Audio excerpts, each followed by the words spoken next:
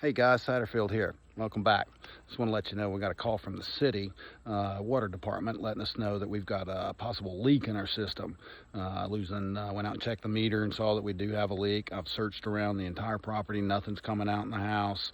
Nothing's coming out in the irrigation system in the yard that we can visibly see. So now we got to get a little more detailed on locating where that water's going. Got a sneaking suspicion that it's down here in the bottom.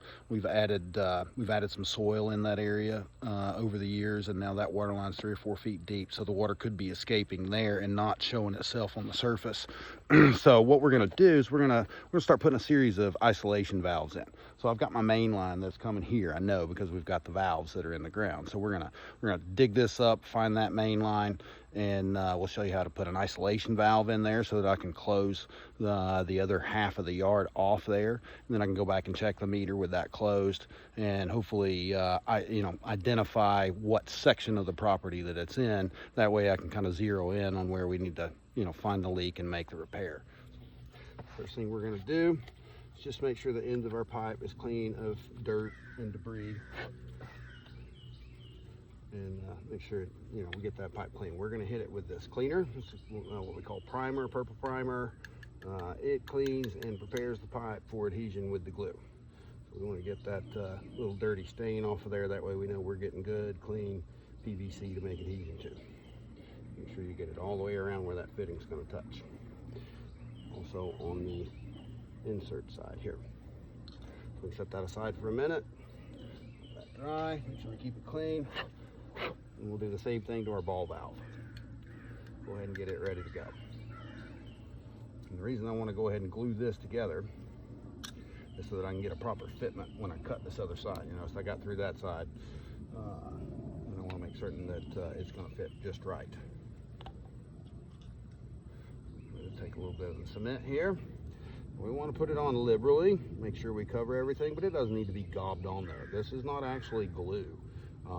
It actually forms a bond between the two PVC surfaces there, and they actually weld themselves together. So the glue creates that chemical reaction and leaves us with a good fit. I'm going to give that a few minutes to set up before you start handling this, because you're going to need to be able to push and pull on it a little bit. We still want to take it easy with that because that's a nice fresh glue joint that's been made there. But now we've got this telescoping coupling completely extended, so we know where we're going to have to be before we cut this other end of the pipe. So if we want our ball valve setting somewhere in that neighborhood, we glue into this pipe, and we see how far that collar goes in right there. There's a nice little stop. That's how much surface area we want to cover. We want to push that thing all the way in so it sits up nice and snug and has a good firm connection there. That way we don't have leaks in the future. Okay. Got that prepared and ready to go. Double check one more time here. Looks like it's going to be perfect. It's right close to that collar and right close to the collar that's on this side, so I know that we're going to be able to extend and get a good connection there. So next up, we'll go ahead and retract our coupling there so that it's as small as it can be, so that we can fit it in there, and we'll primer the pipe. Now it's very important to primer this pipe because it's been in the dirt. So we got to get all that dirt cleaned off of there and make sure we get back to a good connecting surface there for the PVC. So the cement creates the nice tight bond, because this is going to be under pressure all the time. This is on a main line.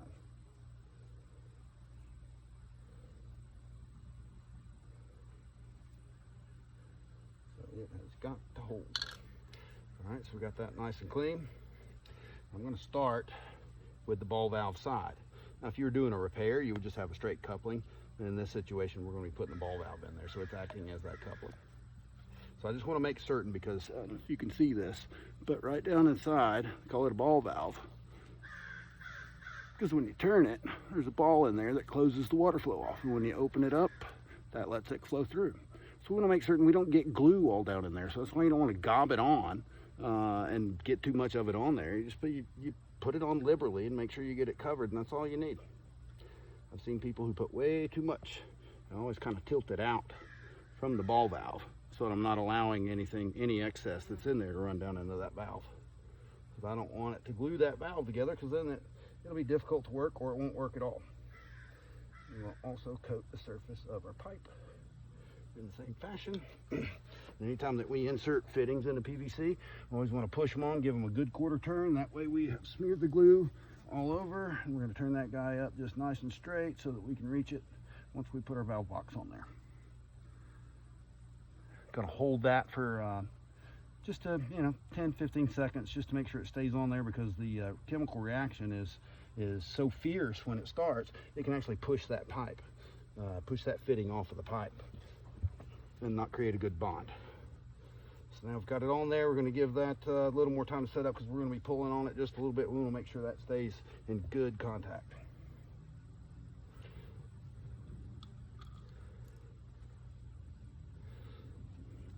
We're good enough. We'll give it a little support when we pull it, just to make sure we're not pulling on that new joint that we made there.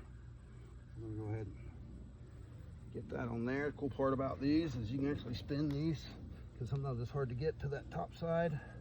As I can see there, I didn't get it on there good. I got that side good coated. I'm going to wipe a little off. I only need just enough to make the bond.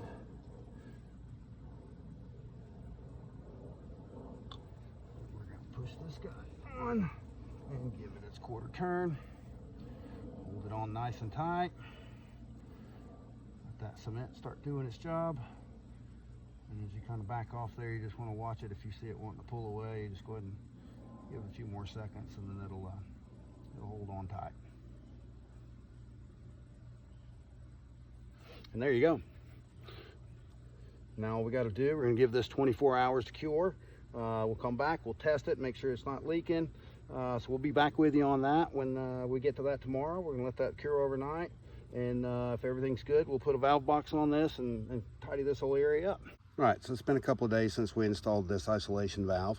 Everything is all set up and cured. We've got that turned off. I went back and turned the system on, checked our meter, and we're still losing that 0.9 gallons per minute.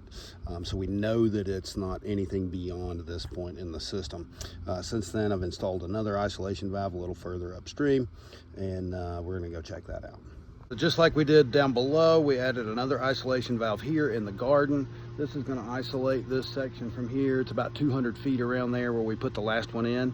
And what we've got is we've got this open right now, and we're going to be able to isolate this off. We've only got about 100 feet back to the main line shut off there, so we'll know by turning this off if we still have a leak that it's going to be back in that area. This is our main line shut off. It's right in this area where we've tapped into our water line coming into the house. We know that it's not in that system, because every time we shut this valve down, the meter goes down to 0. So currently we're going to open this up and let water pass into that system so that we can check our isolation valves and hopefully zero in on where our problem is.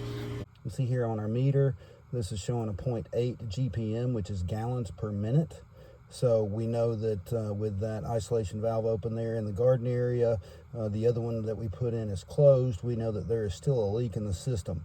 However, we did isolate that lower half of the backyard, knowing that the leak is not in that area. I'm going to turn this isolation valve crossways. Now I know that I've prevented any water from going beyond this, so we'll go back and check our meter, see if we still have a flow. With our isolation valve closed off there at the garden, you will see our system is still open to that point, and we are registering 0. So we know now that that leak is somewhere between the garden isolation valve and the one that's further back on the property there. All right, so now that we've identified that our leak is somewhere between this isolation valve and the one that we have further downstream, like I said, we've got about 200 feet of pipe that runs between here and there, and it is still a needle in a haystack situation. Fortunately, we know which haystack it's in now. So what I'm going to do is go ahead, while I've got the water turned on, I'm going to open this up. That's going to allow water to flow through this part of the system. I have it turned off at the isolation valve that we showed you how to put in just the other day, that's just downstream. It is Georgia, it is July, and boy, my body is leaking. Good news is most of this water pipe runs in the shade, so at least we'll be a few degrees cooler. Okay, so what we've done here, now that we know that the leak is somewhere in this section, we're going to follow our main line along here. Knowing that the wire for the valves follows our main line, we can use our wire locator here that we have that I can track the wire, and I've already done so, but I'm going to show you how this is going to work. I've laid a series of marks down through here, which is going to let me know pretty much exactly where the main line is. So, and all we do is with this wire locator, We'll find the void. When we come across here, right where that mark is, she goes silent right where the wire's at, side to side. So I know if I dig right there, I'm gonna find my pipe, I'm gonna find my wire. What we've done here, we've dug a series of investigative holes so that we can get these corners exposed. A lot of times this is where we'll find that the leaks are right where these fittings are.